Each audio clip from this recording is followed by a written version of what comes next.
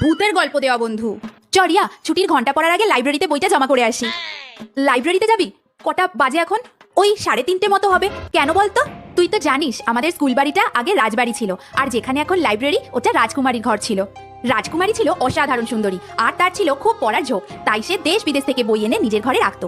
সব ঠিকই চলছিল জানিস, একদিন দুপুরবেলা রাজকুমারী বই পড়তে পড়তে ঘুমিয়ে পড়েছিলেন। তখন ছিল শীতকাল। ব্যাস, ঘটে গেল সাংঘাতিক দুর্ঘটনা। সেই ফায়ারপ্লেসের আগুনের ফুলকি প্রথমে পর্দায়, সেখান থেকে আগুন ছড়িয়ে পড়ল সমস্ত ঘরে।